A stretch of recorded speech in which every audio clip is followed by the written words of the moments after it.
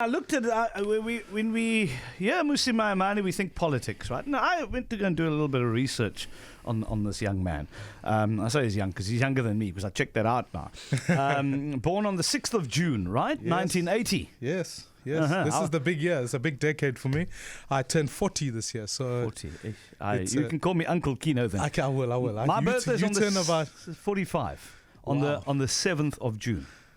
All right. We should have a joint birthday party. I think this sounds like a good idea. So let's start and let's talk about you. We know you as a politician, and quite frankly, on this show, the less said about politics, the better.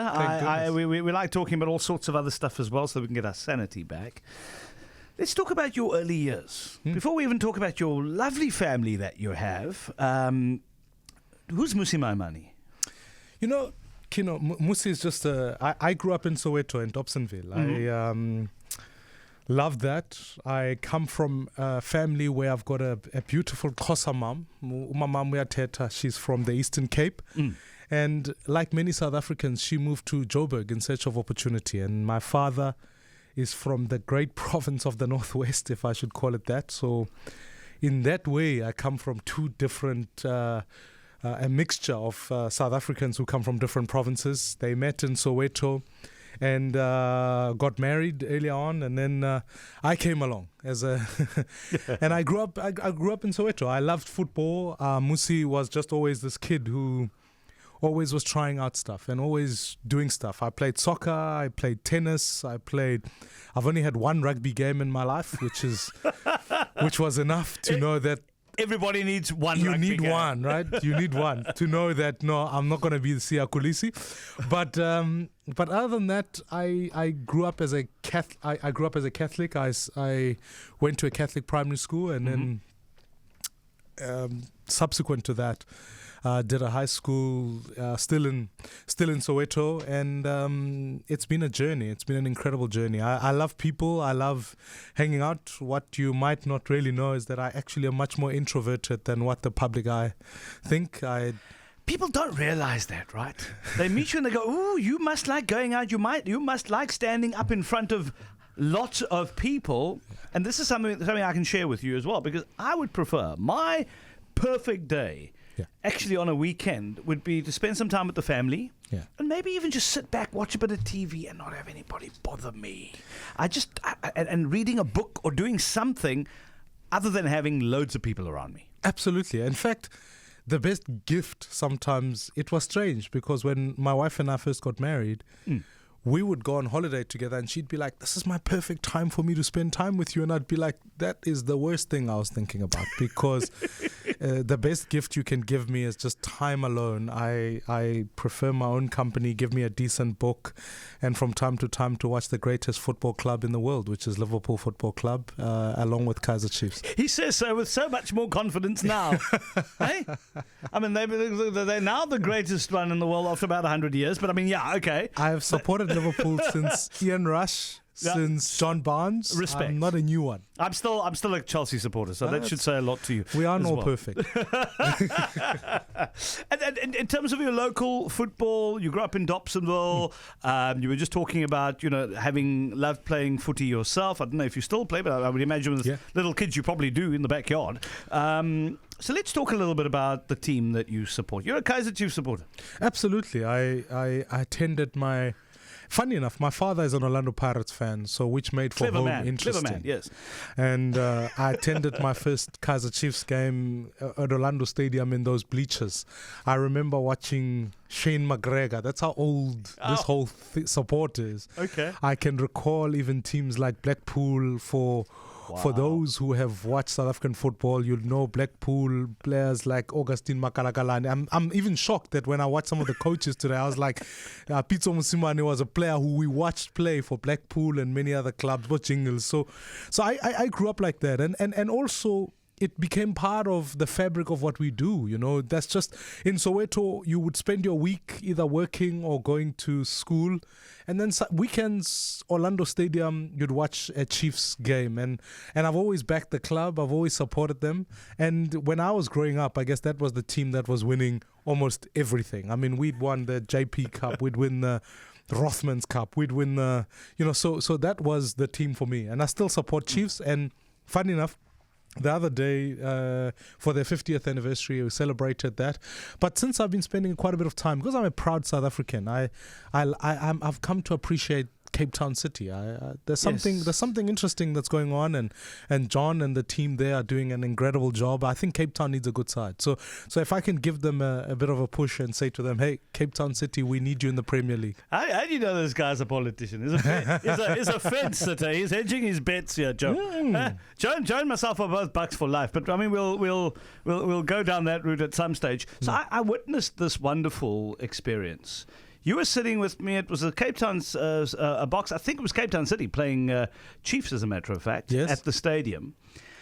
And your little one cried when the first goal was scored against Chiefs, and you put him on your lap and you were consoling him. Just talk. We'll talk about your wonderful wife as well, but let's talk about the kids. Let's talk about football. Yeah. Let's start there. I think it's a good point of departure. No, of course. Daniel, my son, is a passionate footballer. I think there's nothing that Daniel doesn't do that is not without passion. He's totally into it, and because I told him that at home we support particular teams. If you don't like it, you can pack your bags and live somewhere else. It's a standard rule in our home. It includes my wife. And when we went to go watch this game, it was actually one of his first few games. I take him out. I try and give my kids each a date on their own to do something that them and I can do specifically, just us two. So if you'll remember that day, I just came with him. Yes, right? That's right. And it was a big moment. It was a big game for us, and we like to go to football together. We'll play at the park together, and he arrived there, and I remember that too well. He just wept and wept, and I told him, don't worry, my son, it's only the first 15 minutes of the game. And Chiefs have needed some wins, at least just to convince him why he needs to support it. I think when he gets to voting age, he's going to look at me one day and say, like you did to your father, I shall do to you, and support someone else. So I fear those days are coming. But he's remained an Amakosi fan.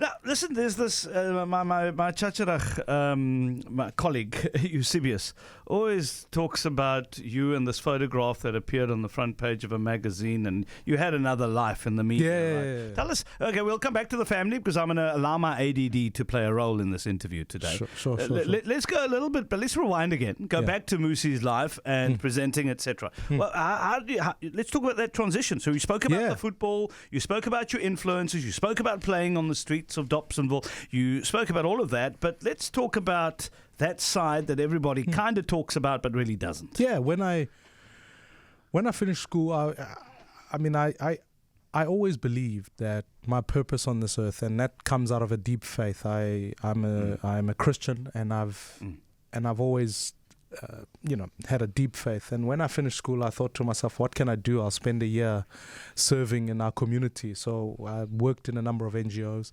And subsequent to that, at that particular point, I felt that I could do some TV work because I could earn some money. I was a student. I came from a home where we didn't have money. My mother and father... my mother worked as a cashier when I was growing up. My father worked as a factory worker. And so we needed to earn some bucks. And I thought I could do this TV thing. And I got recruited to do this television Christian program. And it was fun. I did a number of interviews. It was great. I guess for some way, you don't know the end from the beginning, but it made me comfortable enough in front of the camera that by the time I needed that skill for a different purpose, I at least didn't feel intimidated by lights. Yeah. So it was a fun time. It was interesting.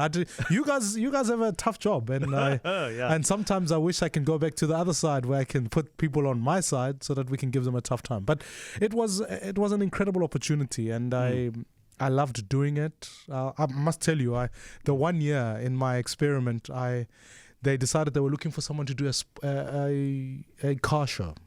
Yeah. Now, my knowledge of cars is very dangerous.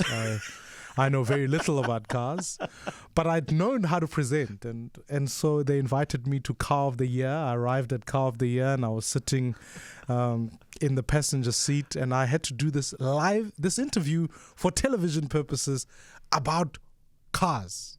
I still don't know what horsepower is. And so if there's a call out there, if you can just let me know what horsepower is, that'd be really helpful. But unbelievably so, I asked this woman, the thing that most impressed me, it was the year that Lexus was part of the contestants. This car had a fridge in the back of the car. That sold me on the vehicle. I was like, you could put a 6-pack in here. It's unbelievable. So I guess my career in television was cut short on that basis. Okay, and then I said I did, and I said to the team, I don't really want to talk about DAs and any of those sort of stuff. We're not interested in the politics side of it, but we'll talk about politics as it impacts on one's family, because you, more than just a leader of a party back then, you were a dad. Probably your most important job. You wouldn't probably have said that then, or maybe you would have. Your most important job is to make sure that your family is safe, that your family, your kids get the right education, etc. And then you have all this pressure. But we'll come back. We'll chat to Mmusi Maimane. He's our guest. It is Prominent Parents. That's what we do on the show, simply because we don't just like talking about politics and all those things that tend to depress you when you make your way into work in the morning or to your next meeting. We also like to show you the other side of people that you normally read about, hear about, maybe even watched on TV talking about Lexuses and 6-packs in the back of them on your TV set. So Mmusi Maimane next as we wrap this really cool interview. 11:22 as we wrap up with Mmusi Maimane. No politics. Thank heavens. Isn't it nice just to do an interview without anybody talking about blinking politics? It's great. It's great. It's refreshing. Thank you. So let's talk about the chief executive of your household. Yeah. The missus, the wife, boss. the boss. Yes. How did you meet? We met at church, and she is a firebrand, that's for sure. I don't live in fear, but it's the one person I fear, and she's half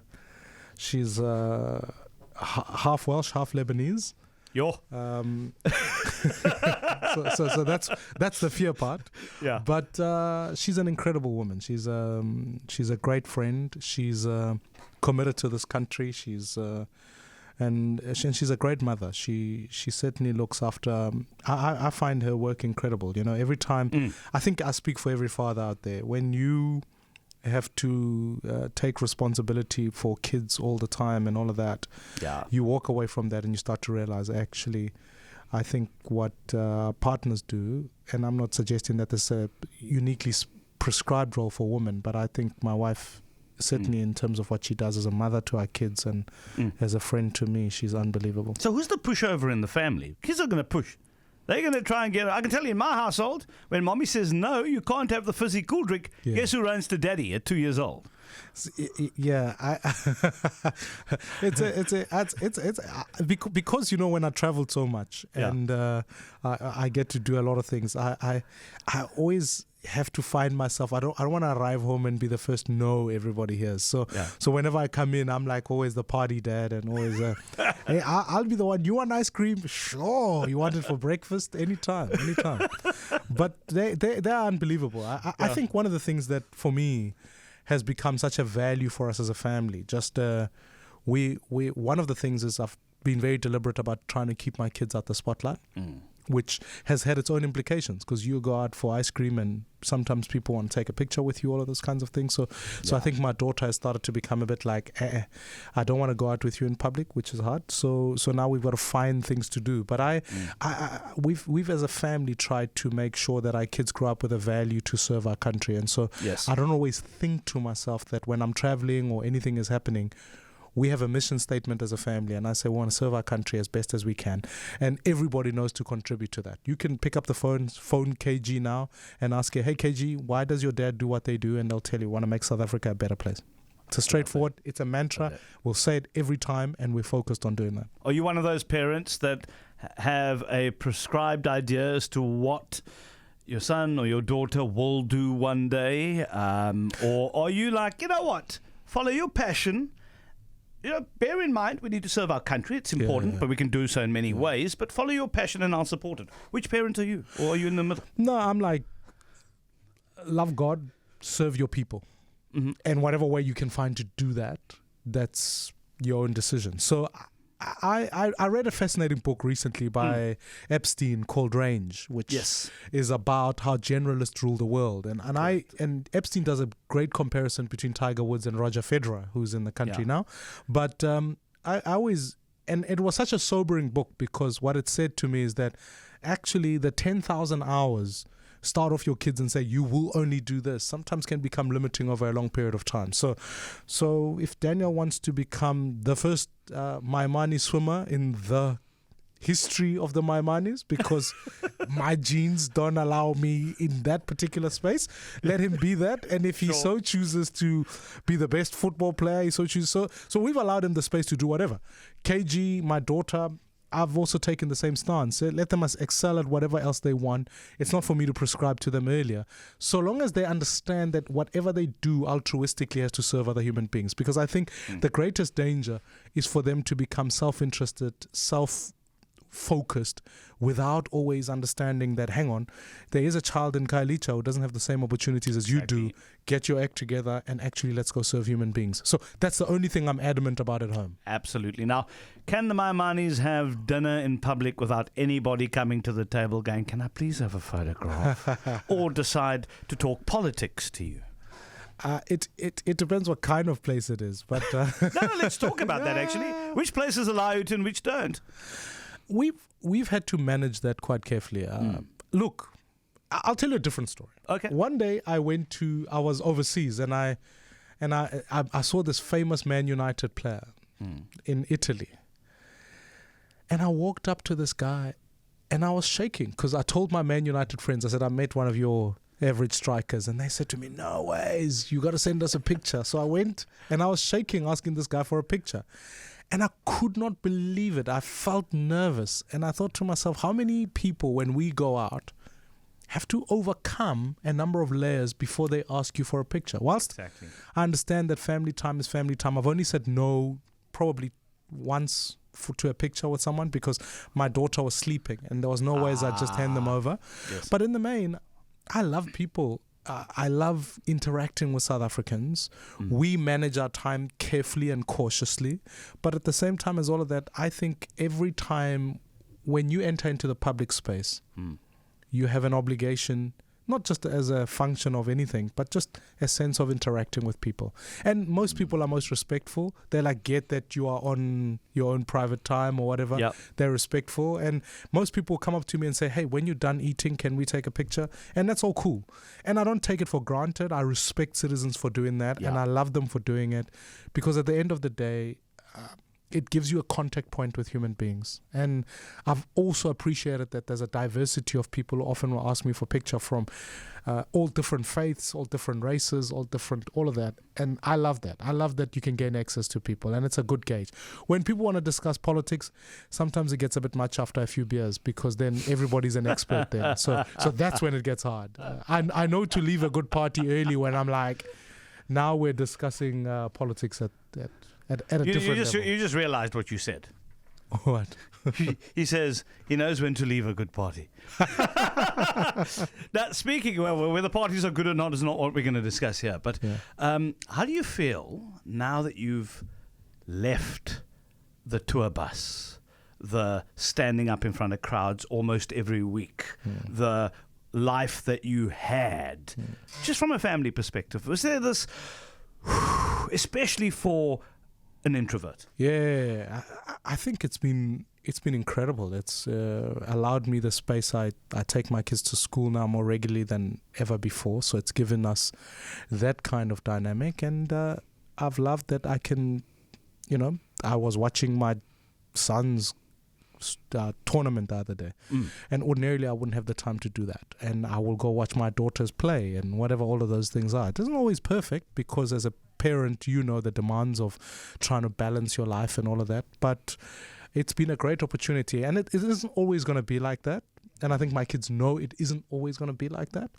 But when you can, I think, engage them, and they've had an opportunity to be part of a new movement. They've had an opportunity to now, my daughter is like, I'll distribute pamphlets, whatever you need us to do. So they're engaged with the new movement for One South Africa, but they know that when it comes time for them, that becomes the focus.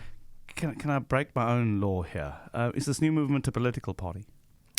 it's a movement for One South Africa. We want to try and build a movement. I don't want to get into politics. We'll get into all of that stuff at a later stage. Yeah, I mean, you got Pullman had you on yesterday, and you were talking about this. That's fine. So we don't have to talk about it now. But I do believe you were lumped with the kids. Yes, I brought them to studio, so they had their first radio studio engagement. That's what happens as a parent. Sometimes you're walking around and my wife says, I've got a meeting tonight and we don't have babysitters. Here you go. So they made their debut on radio yesterday. So they were in these studios and I'm proud of them, but at least they were less disruptive. So I'm grateful. I love my kids and family, so it's fantastic. Mmusi, I want to thank you for sharing a piece of your life with us. But I just have a particular voice note aimed at you. Let's take a listen. Good afternoon, Kieno and Mr. Maimane. One afternoon, after taking my dogs for a walk in the dog park close to where he stays, I stopped at the Woolies that's also close by. And as I got out, my dogs were barking and I looked at the person that was approaching our car and I gave him a second look because this was a tall, very handsome-looking dude, earphones on, cap on, running clothes on. And I gave him a second look because the man was fine. And whilst I was doing the second take, I realized it was the Mmusi Maimane. So I just wanted to say he's yes, he's a politician. Yes, he's very smart, but you're fine, sir. It was a nice view. Can we not send that voice note to my wife? We shall. We got a number. So, Joe, no problem. Just clip it. Mmusi, thank you for popping in. Much appreciated. I really, really do appreciate it.